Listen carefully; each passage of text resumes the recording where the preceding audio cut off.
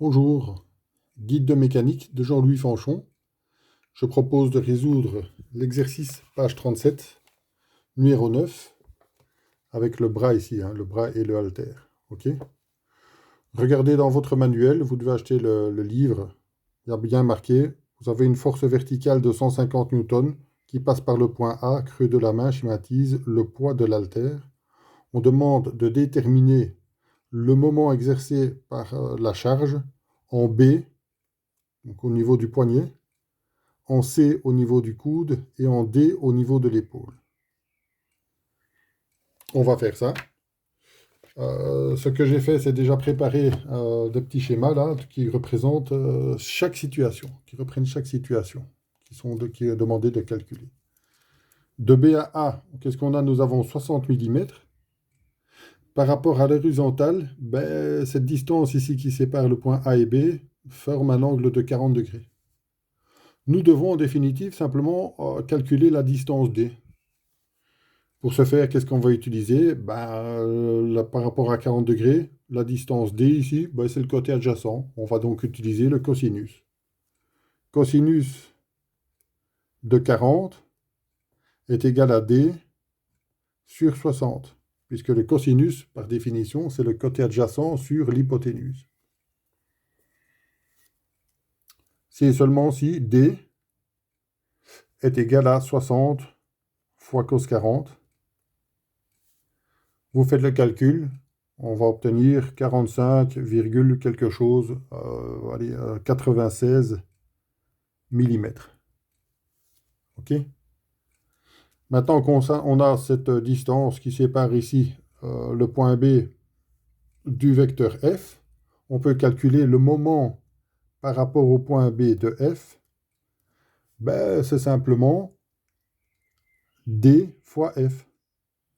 Par contre, il ne faut pas oublier de mettre un signe moins. Pourquoi? Parce que le signe moins indique effectivement que la force va vers le bas. La force va vers le bas.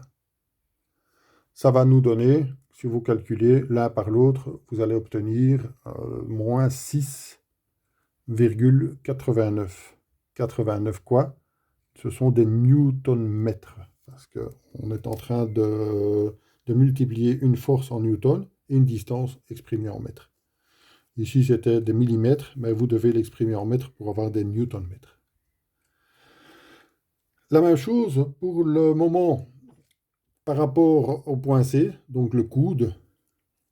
On va de nouveau utiliser le cosinus de 40, qui est égal à cette fois-ci à D' sur 330, puisque j'ai appelé ça, en ce qui concerne le point C, D'.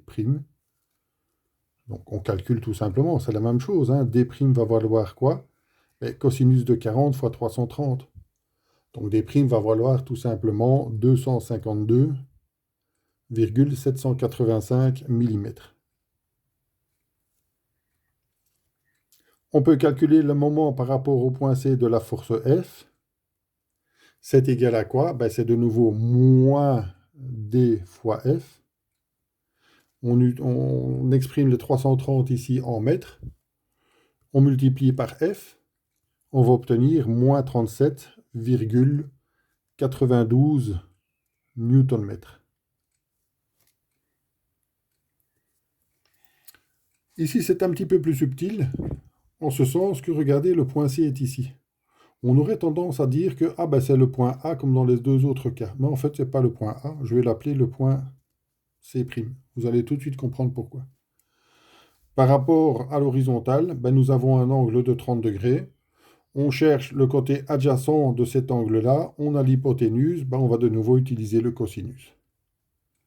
Cosinus de 30 est égal à D secondes. J'ai appelé cette distance D secondes sur l'hypoténuse qui fait 300. Si et seulement si D secondes est égal, on multiplie simplement les 300 fois le cosinus de 30, on va obtenir 259,81 mm. Maintenant, le moment par rapport au point D de la force F est égal à moins, attention à la subtilité, D secondes plus D' fois F. Et c'est là le piège. Il ne faut pas prendre simplement D', il faut prendre D secondes. Parce qu'ici, on n'arrive pas au point A, on arrive au point C'. Ok. Regardez bien le schéma. Si on fait le petit calcul, ben, on fait D secondes plus D', D secondes plus D'. On flanque le signe moins devant, on multiplie par la force F. On va obtenir moins 76,89 newton-mètres. Et ce sont les 3 réponses qu'on nous donne dans le livre. Revoyez tout ça, sachez le faire seul et bonne chance pour votre examen ou votre préparation.